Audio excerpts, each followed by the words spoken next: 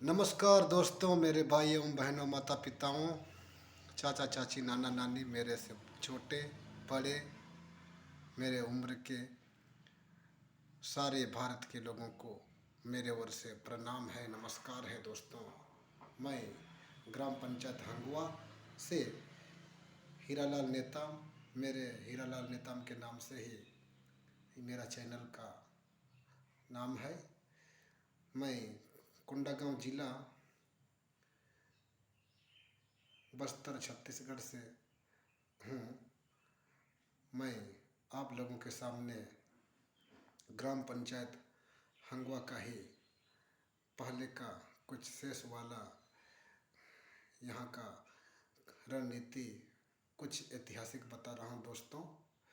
जो पहले कुछ निशान दिखाया था जाड़ के नाम से, गोली चलाया बारूद चलाया वाला के नाम से, उसी को मैं बातों के द्वारा आगे बढ़ा रहा हूँ दोस्तों। तो दोस्तों, हमारी अगर मेरा वीडियो सही लगेगा तो सब्सक्राइब, कमेंट, शेयर करेंगे दोस्तों, और घंटी भी बजाएंगे, और नहीं अच्छा लगेगा तो भी मैं बनाऊंगा ही दोस्तों। तो दोस्तों, मैं क्लियर कर दूं कि हमारे हंगुआ में पहले कोई दमदार व्यक्ति थे जिसके नाम से पूरा गांव और अड़ोस पड़ोस का गांव और शासन भी कांपता था दोस्तों।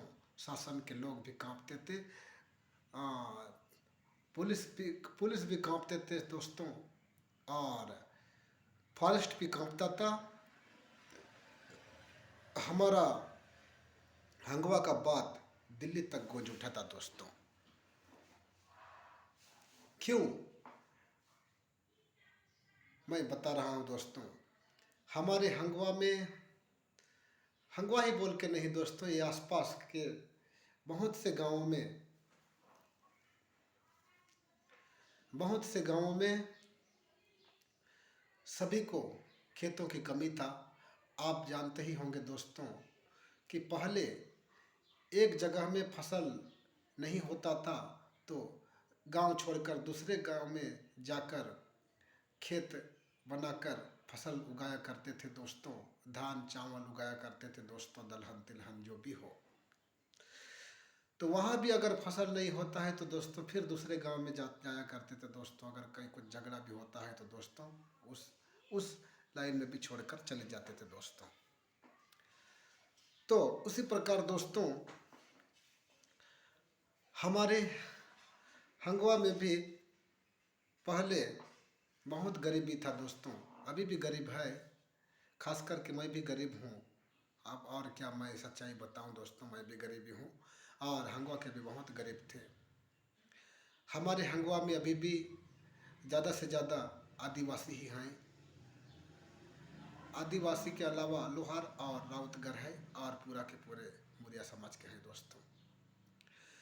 तो खेतों की कमी के होने के कारण, और खेत होने पर भी उपजाऊ कमी होने के कारण दोस्तों गरीब हुआ करते थे। सभी लोग अपने पेट पालने के दूसरे यहाँ काम करने जाते थे दोस्तों। तो दोस्तों, तो सभी के पास तो पुराना ज़मीन था, फिर भी वो कम पड़ता था दोस्तों।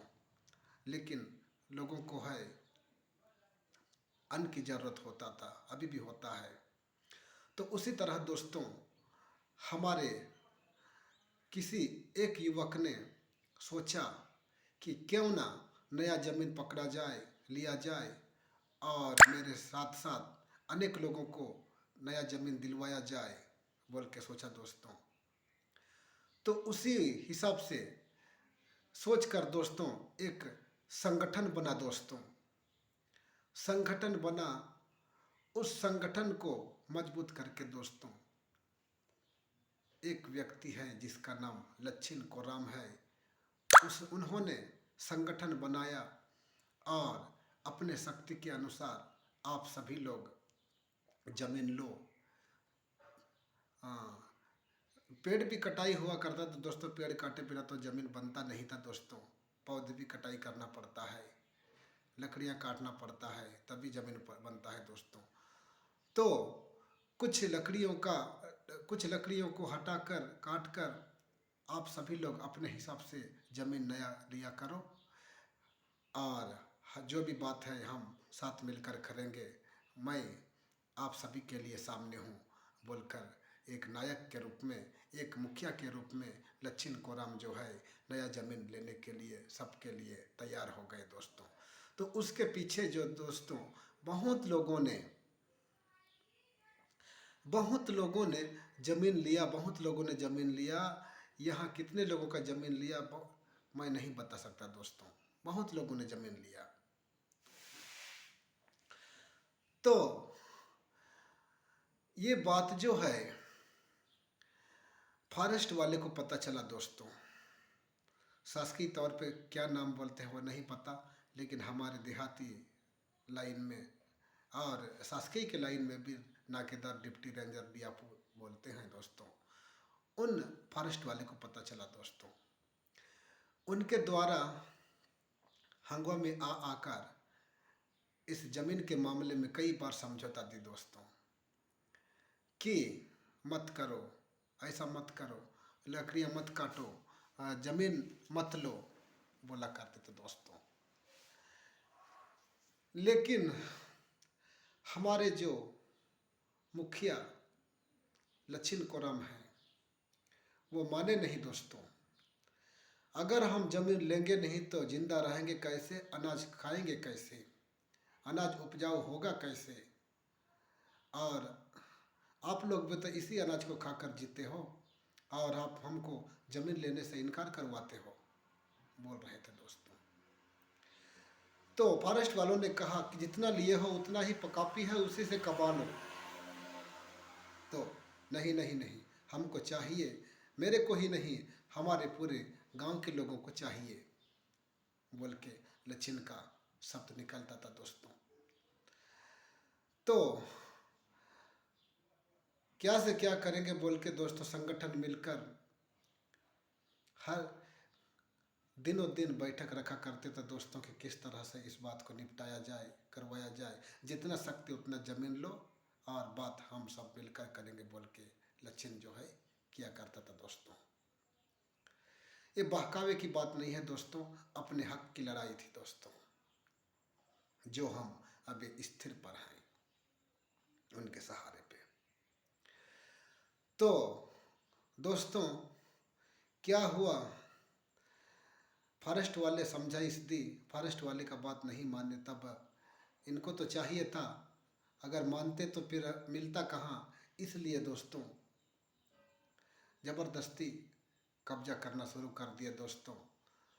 तो कई बार फॉरेस्ट वाले मना करने आए दोस्तों, तो जो मना करने आया करते थे कुछ बात को लेकर आते थे दोस्तों, तो इतना कट्टर शक्ति था बाहुबल में भी और मुख्य शब्दों में भी लच्छिन कोराम का दोस्तों, कि उन फॉरेस्ट वाले नाकेदार को पकड़कर खेतों में काम करवाते थे दोस्तों। अभी किसी के पास हिम्मत शायद होगा कि जो शासकीय कर्मचारी को ग्रामीण में आकर धमकाने वाला को खेतों में काम करवा सके, लेकिन लच्छिन कोराम ऐसे हैं जो फॉरेस्ट वाले शासकीय कर्मचारी थे उनको खेतों में काम करवाते थे। अरे आपके जैसे गाड़ी में, साइकिल में और पाँव कुर्ता से लेकर, हाथ कुर्ता से लेकर पाँव कुर्ता पहनकर हम लोग यश नहीं किया करते, हम पसीना बहाकर खाते हैं पीते हैं। ऐसा कमाया जाता है, आपके जैसे कुर्सी में बैठकर कमाया नहीं जाता है, ऐसा कमाया जाता है और खाया जाता है। हम मेहनत का खाते हैं, चलो कमाते हैं, क्यों आते हो तो कमाने भी सीखो और कमाओ भी, ऐसा कमाते हैं बोल के दोस्तों उन जो नाकेदार लोग हैं, डिप्टी लोग हैं, उनको दोस्तों लच्छिन कोराम मिट्टी उठाने के लिए बोलते थे तगाड़ी में और बांस का डोले में। तो कितना बार मिट्टी उठाने के काम करवाए दोस्तों ये तो नहीं पता, लेकिन इतना सुना हूँ कि मिट्टी उठाने के लिए काम करवाए थे। तो उस दिन से दोस्तों कई बार काम करवाए दोस्तों। तो हमारे जो लचिन कोराम हैं उनके पास तो हथियार था ही, शासन के पास हथियार है तो इनके पास भी हथियार था दोस्तों, और इनके संगठन में भी हथियार था दोस्तों। अभी हथियार लेना छोड़ दिए हैं लोग भाग, लेकिन हथियार रखना भी आवश्यक है। भले प्रतिबंध हो लेकिन अपना बचाव, कब कौन जाने कब किसको क्या हो सकता है ये नहीं पता। तो युद्ध भूमि में उतरे थे भाई, उनके पास हथियार नहीं होता तो क्या होगा होता। तो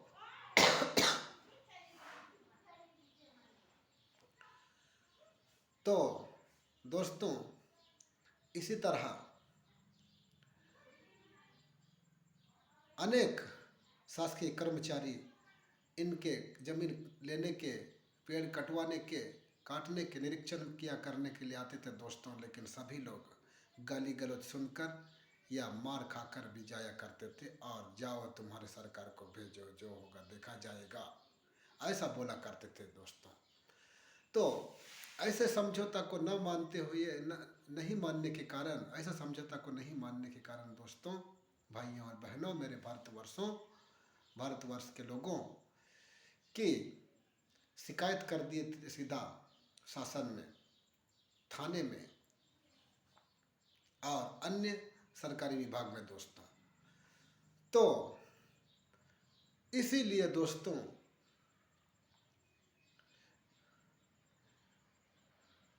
कितने लोगों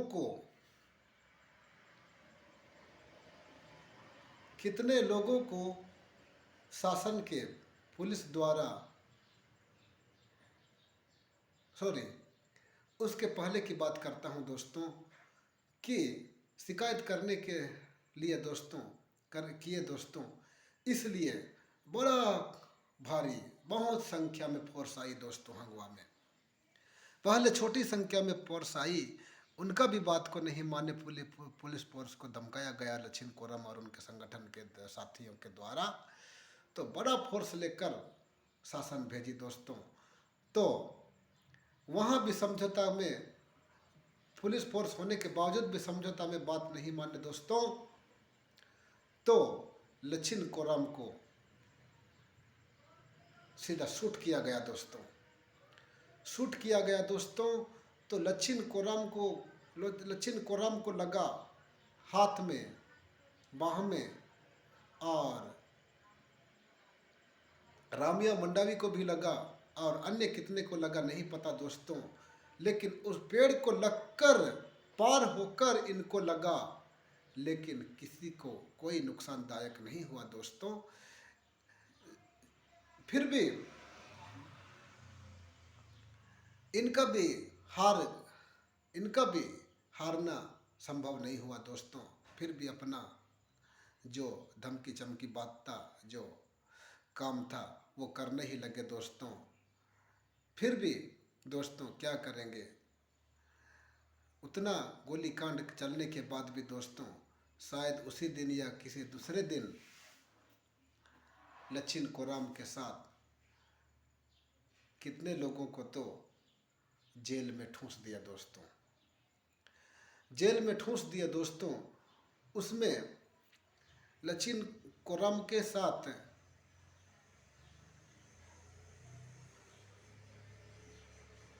खजगांव के भी शामिल थे। लचिन कोराम के साथ खजगांव के पेदा के नाम से भी जाना जाता है।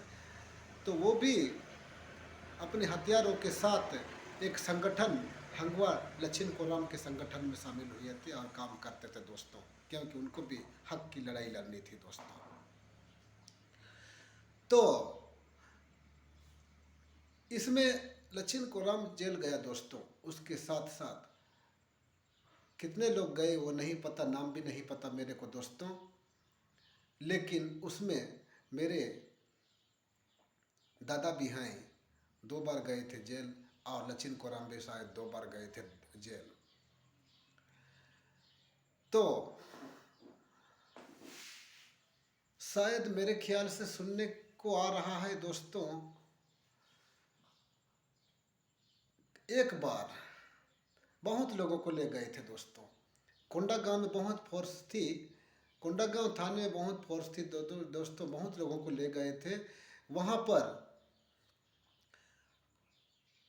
वहाँ पर शासन के लोगों को गाली दे देकर भग भग कर ऐसे बक रहे थे कि मैं नहीं बता सकता। बक बक करके ये हाल हमको कर रही है, जनता को ये हाल की है। हम अपने हक के लिए लड़ाई लड़ रहे हैं, हमारा लड़ाई को गलत मान रही है शासन। हम खाने पीने अपना अनाज उत्पन्न करने के लिए हम लोग जमीन ले रहे हैं, गलत समझ रहे हैं और हमको अंदर करवा रही है शासन। ये क्या न्याय है, ये क्या नाइंसाफ़ी है, ये कोई इंसाफ नहीं है। बोलते हुए दोस्तों लच्छिन के दल जहाँ कोंडागांव में बंद पड़े हुए थे, वहाँ पर राम का नाम लेते हुए, कृष्ण का नाम लेते हुए, महादेव का नाम लेते हुए वहाँ पर हवन जला रहे थे दोस्तों। इतना बड़ा शक्ति अभी किसके पास दम है जो राम के नाम पर शासन के सामने हवन जला सके। तो गोरे फौज लोग चारों ओर थे, हवन जला रहे थे। तो दोस्तों इस तरह से 2 बार जेल गए दोस्तों, या अन्य बार है, कितने बार है नहीं पता दोस्तों, लेकिन 2 बार का सुना हूँ। उसमें मेरे दादा भी हैं शामिल। मेरे दादा जो हैं खास करके लच्छिन कोराम का बहन को रखा था, इसलिए एकदम नज़दीक का हुआ था दोस्तों। तो दोस्तों फिर क्या हुआ, मैं जेल का ही बात कर रहा हूँ दोस्तों। कितना दिन जेल में था ये पता नहीं मेरे को दोस्तों, सुना नहीं हो ज़्यादा, लेकिन जो सुना हो उसको मैं बता रहा हूँ। जेल में था दोस्तों लच्छिन कोराम और अन्य उनके दोस्त लोग। उस समय कोई मजिस्ट्रेट उस समय हमारे गुरु बिहारी दास भी वहाँ पर था। कोर्ट में वहाँ फैसला सुनाया जा रहा था दोस्तों। तो वहाँ पर फैसला सुनाने के लिए सुनाया जा रहा था। इनको जो फैसला था वो फैसला गलत लग रहा था दोस्तों, इसलिए वो जो हमारे मजिस्ट्रेट साहब जगदलपुर में बैठते थे, उनको ऐ साले हरामी कैसा शासन के रखवाले हो बोलकर, जनता के रखवाले हो, हम पर इंसाफ नहीं देते हो बोल के दोस्तों चप्पल फेंकने ही वाला था, तब के गुरु बिहारी दास ने रोका, ऐसा मत कर बेटा बोल के। गुरु बिहारी दास रोके तभी मजिस्ट्रेट के ऊपर चप्पल नहीं पड़ा, नहीं तो चप्पल पड़ता ही दोस्तों। फिर क्या हुआ दोस्तों,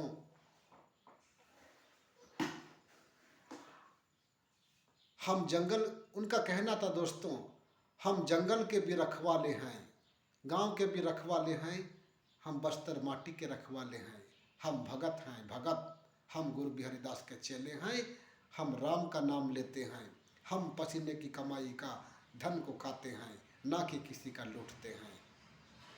ये उनका मुख्य बात था दोस्तों।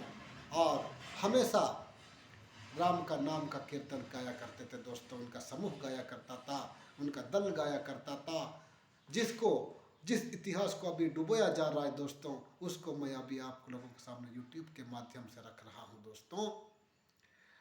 आप लोगों को लगता है कि मैं जो बता रहा हूँ ये गलत को बता रहा हूँ, झूठ को बता रहा हूँ। नहीं नहीं नहीं नहीं, मैं गलत कभी नहीं बताता।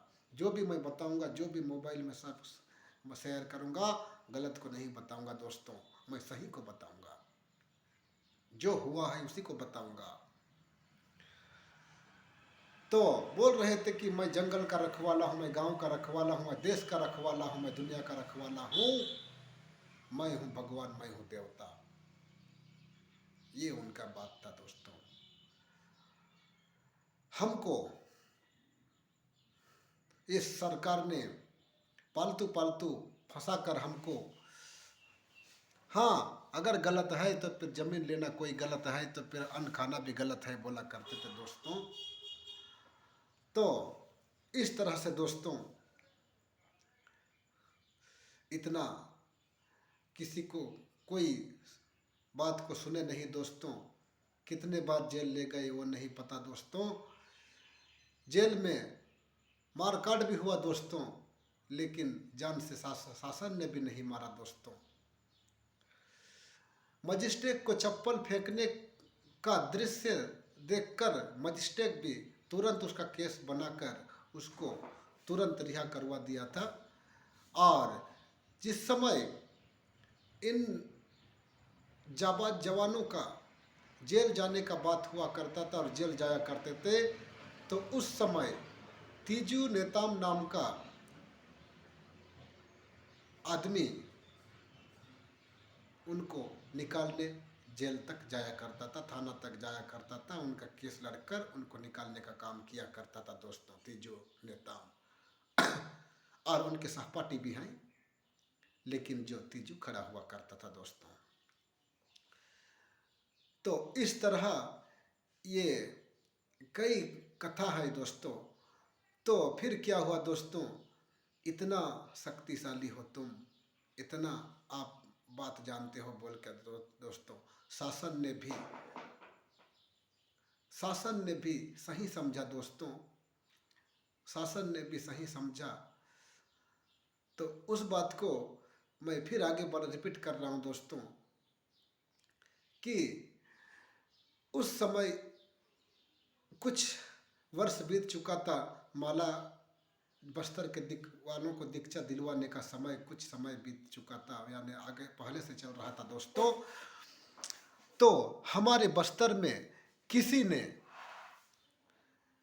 हमारे लोगों को साथ नहीं दिया दोस्तों। जिस समय नया जमीन के लिए युद्ध का समय था, उस समय किसी ने साथ नहीं दिया था दोस्तों। जितने थे वही लोग कर रहे थे और अभी जमीन पकड़ने के लिए आगे पीछे हो रहे हैं दोस्तों। मेरे को जमीन चाहिए, मेरे को जमीन चाहिए, लेकिन किसके दम पे नया जमीन मिला है बोलो तो लच्छिन का नाम सामने आ रहा है। और सहपाठी हमारे दादा मंगलू और तीजू और लैकन और क्या बोलते हैं खजगांव से पैदा इन जाबाज खिलाड़ियों का नाम सामने आता है दोस्तों। इन्हीं के दम पे अभी हम लोग पल रहे हैं और शासन का लड़ा हुआ उनका खून पसीना को हम अपना हक जमा कर खा रहे हैं, पी रहे हैं, कमा कर खेतों को दोस्तों। तो क्यों ही साथ नहीं दे रहा था दोस्तों। तो इस बात को बिहारी दास को बताए तो बिहारी दास भी सही मानकर दोस्तों एक ही इनके साथ लड़ने वाला दोस्तों बिहारी दास बाबा साथ दिया करते थे। बिहारी दास बाबा के साथ कई बार जहाज बैठकर भी बिहारी दास बाबा के साथ दिल्ली गए थे दोस्तों और जाया करते थे। तो गए थे दोस्तों। और दिल्ली से और उससे पहले दोस्तों यहाँ पर कांग्रेस का राज था। कांग्रेस ने मना कर रहा था कि नया जमीन कोई लेगा नहीं, लकड़ियाँ काटेगा नहीं, जितना है उतना कोई कमाएंगे, बल्कि कांग्रेस ने मना करने का काम कर रहा था दोस्तों। तो फिर इनका बात हुआ, बलीराम का खड़े होने का बात हुआ दोस्तों। और जो युद्ध चल रहा था उस समय तो दोस्तों ये कांग्रेस का राज था, तो कांग्रेस ने मना करने का काम कर रहा था। तो बलीराम का खड़े होना हुआ दोस्तों। तो बलीराम भी उस समय बीजेपी में खड़े हुआ करते थे दोस्तों और हारा करते थे दोस्तों। तो बलीराम को बोला गया, बलीराम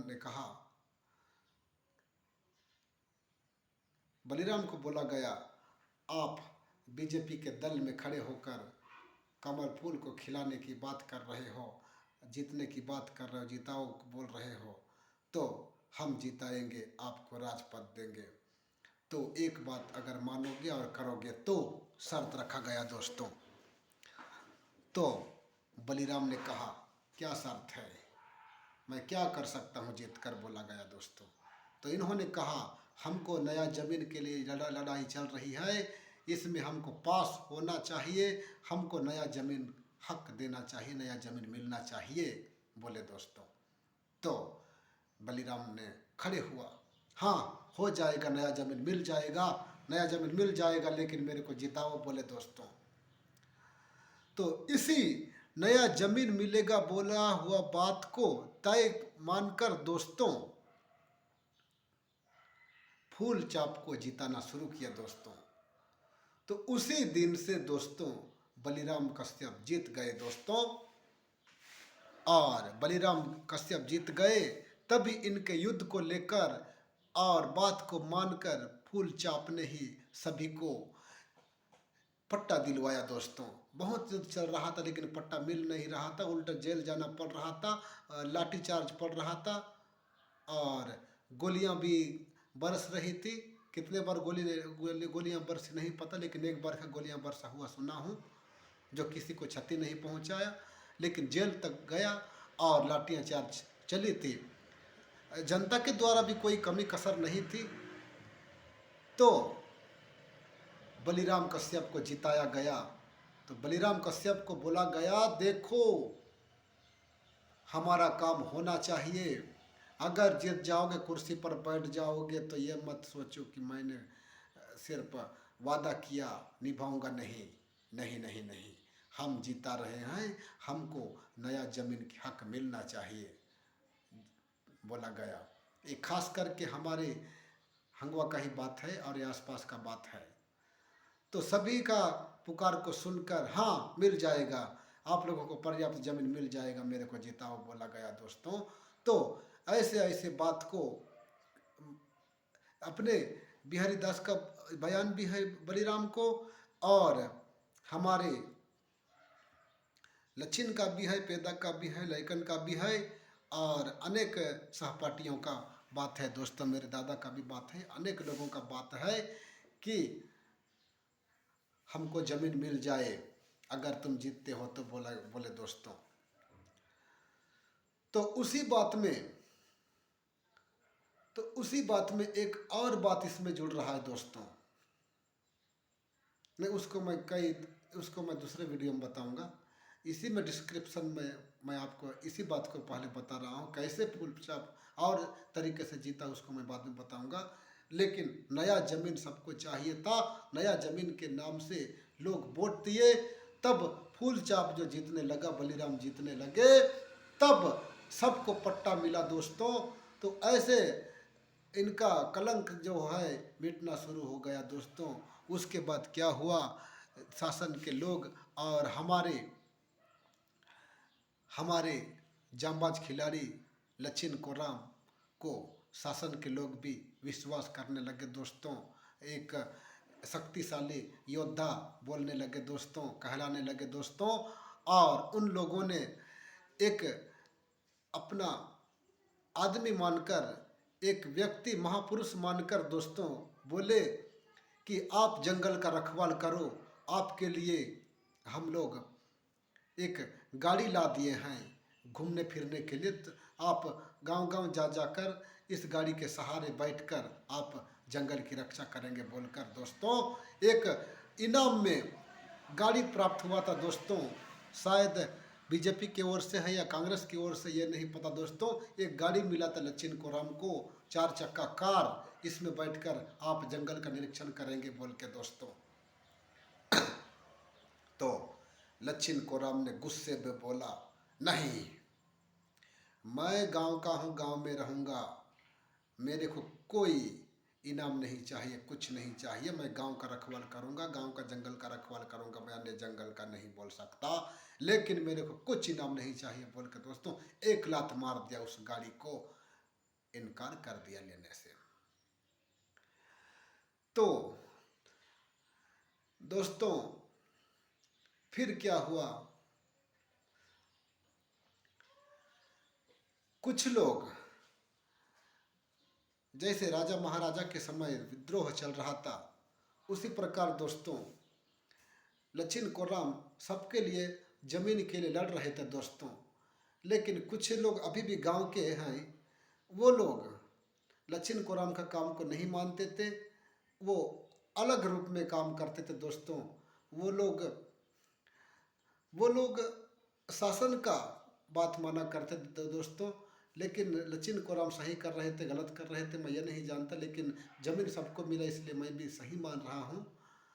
तो उसी बात को तो इसी में इसी में दोस्तों क्या हुआ, कुछ लोग नहीं माना करते थे दोस्तों, गांव के उनके परिवार ही भी गलत माना करते थे दोस्तों और विद्रोह करते थे। कोराम परिवार के कोई को लेकिन सामने नहीं भी बोला करते थे, लेकिन पिछवाड़े में बोला करते थे दोस्तों। लेकिन उतना जेल गए क्या किए, लेकिन कोई जेल गए क्या किए, मगर जेल में भी मरे नहीं दोस्तों। उनका नाम रोशन पड़ा, अभी भी नाम रोशन है, लेकिन नाम रोशन को डुबा रहे हैं बहुत लोग। मैं यूट्यूब के माध्यम से इसको वायरल कर रहा हूँ दोस्तों, लेकिन जिंदा थे दोस्तों। उनके अभी भी पुत्र लोग हैं, पुत्र 2 हैं और शायद अभी पुत्र 3 हैं और पुत्रियां कितने हैं 2 को मालूम है, उसके बाद नहीं पता दोस्तों, लेकिन उनका वंश है। और दोस्तों आगे मैं बता दूं, कुछ सही मानते थे वो उनके पीछे घूमते थे दोस्तों, और जो गलत मानते थे उनका विद्रोह करते थे दोस्तों। वो बात तो करते थे सही, लेकिन उसके आड़े में पीछे में उसका दुश्मन बना हुआ करते थे दोस्तों। वही लोग उनका जलनखोरी करते थे दोस्तों। तो इस तरह से दोस्तों जेल गए, जेल में भी कुछ हुआ नहीं दोस्तों, लेकिन उनका मुकदमा जीत हुई और हासिल किया, और उनके दम पे आज हम लोग उनके दम पे दोस्तों नए जमीन में काम कर रहे हैं दोस्तों, और कमा के खा रहे हैं दोस्तों। फिर क्या हुआ दोस्तों, आगे हम बोल सकते हैं कि फिर दोस्तों उनके दम पर हम लोग जी रहे हैं, खा रहे हैं, कमा रहे हैं दोस्तों, और उनको लग रहा था बुरा कि ये काम जो है शायद बोल रहे थे दोस्तों, और लचिन कोराम का बात को इनकार करके शिकायत करने में लगे हुए थे दोस्तों। और उनको नहीं बोलने से भी, क्योंकि लचिन कोराम को हर कोई डरते थे, पिछवाड़े में बोला करते थे दोस्तों। तो बोला जाता है कि उनके हाथ में हथियार भी हुआ करता था और घुंघरू बांधा हुआ करते थे, जिधर भी जाया करते थे घुंघरू के साथ जाया करते थे, और हमेशा राम का नाम गाया करते थे, और बिहारी दास का अनेक काम को किया करते थे। और बिहारी दास का माला दीक्षा में फर्स्ट नंबर उन्हीं का माला दीक्षा प्राप्त हुआ था दोस्तों, चित्रकूट में। तो दोस्तों फिर क्या हुआ दोस्तों कि आगे फिर क्या हुआ दोस्तों कि आगे उन्होंने कुछ रणनीति बनाया दोस्तों कि हमारी जनता सही हो, हमारे मेरे मरने के बाद सभी लोग कमाने खाएं, एक सपना था दोस्तों, और उन्होंने कर दिखाया दोस्तों, और उनके किया हुआ कार्य का फल मिला दोस्तों। आज हम लोग उन्हीं के लड़ा हुआ जमीन पे आज जी रहे, खा रहे हैं। लेकिन जो उनका विद्रोह करते थे, वे उन लचिन के साथ विवाद करते थे दोस्तों, वो भी नया जमीन लिए हुए हैं। ऐसा नहीं है कि हम वो उनके दुश्मन थे तो वो लोग जमीन नहीं लिए हैं, वो लोग उनसे भी ज़्यादा लिए होंगे दोस्तों। लेकिन एक तरफ दुश्मनी और एक तरफ जमीन लेना भी उनका था दोस्तों, और है और लिए हैं दोस्तों। तो दोस्तों फिर क्या हुआ दोस्तों, आगे मैं बोलूं कि हमारे आदमी इतने लड़े, इतने भिड़े, उनका कुछ नाम है दोस्तों और कुछ नाम नहीं है। तो इतना होते हुए भी दोस्तों, इतना युद्ध और इतना